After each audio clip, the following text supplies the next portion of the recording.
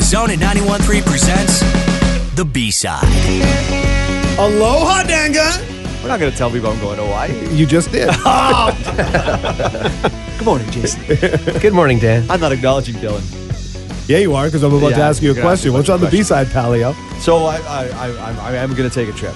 Yeah. And I love our airport, and so I wanted to talk about that. It's one. There's a thing that I've been partnering. VIATEC has been partnering, and other partners have been working on at the airport. I'll tell you a little bit about that. But I get to travel as part of my life, and nothing makes me happier than coming back to that airport compared to every other airport in the world. I know there are some good airports. Vancouver's airport's pretty cush, man. It's nice. It's nice. You know what? I think the size of Victoria really helps. Sure. Right? Like you're not overwhelmed. When you do a transfer, it's not a 45-minute jog, right, to get to the next thing. And it's not just food court plaza. Like at least there's the Spinnakers thing inside that's local and that kind of stuff. So I love all of that. But also, our airport it's one of the cheapest landing fees, or if not the cheapest landing fee in Canada, right? So every plane, when it lands, they have to pay a fee per passenger.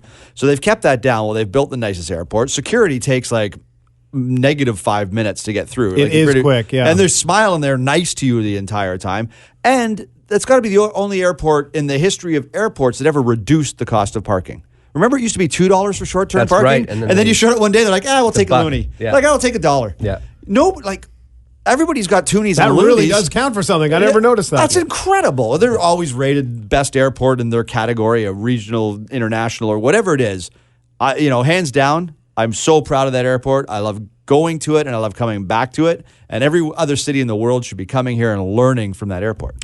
Now, didn't we just hear from the airport saw a real bump in passengers? That's what I heard too. 1.8 million. So that's incredible to think that 1.8 million people came through the Victoria airport last year. Yeah, it used to be 1.5 just a few years ago. That's a significant increase, right? So obviously tourism's on an uptick. The dollar's down. Victoria is getting a better reputation around the world. More people are coming here. We need those people to come here because they're the future people who are going to create the companies and fill the jobs that we have so we can continue to grow. So it's really important to us. But yeah, the 1.8 million walking through those doors, and they must look around and go, this is how you do it. We partnered up with them recently over the last year. And where the arcade, remember the arcade used to be that they had the Simpsons arcade game? Remember that? That's right. Yep. That's the only game I remember. They might have had the old Terminator one in there too. But obviously nobody puts a quarter in a machine anymore. They have it in their pocket. And so the arcade hasn't been open for a while. And so we've partnered with South Island Prosperity Project, the Chamber, and the Airport Authority. And we've built this exhibit that's going to open soon, like I think February 20th, we're going to open it. And it's like a mad scientist's old laboratory of this and tells the history of innovation and entrepreneurship in Victoria. What? Like since the beginning. Yeah, we're really excited. It's kind of like a museum-y kind of vibe to it, but it's got this funky aesthetic that you would expect from us. And so we're going to open it up on the 20th so people, and the whole idea is that when people walk in, they can be like, what's this? And they can go in and learn about like history of aviation, shipbuilding, ocean sciences, like everything that's happened here, all the cool innovators.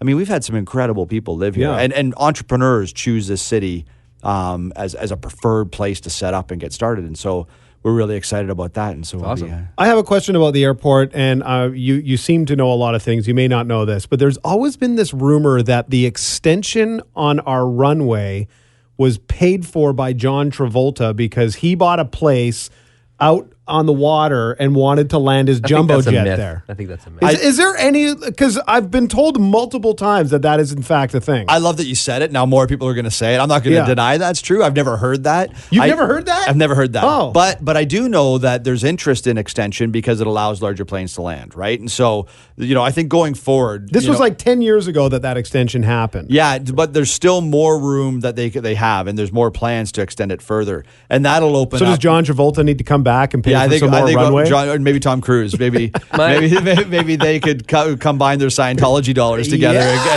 and extend our airport. My cynicism comes from, like, if he has a place here, I've never heard of anybody seeing John Travolta in town, ever. He wears his Battlefield Earth costume when he walks around. So fantastic. Cool. Dan Gunn, thanks so much, man. And travel safe.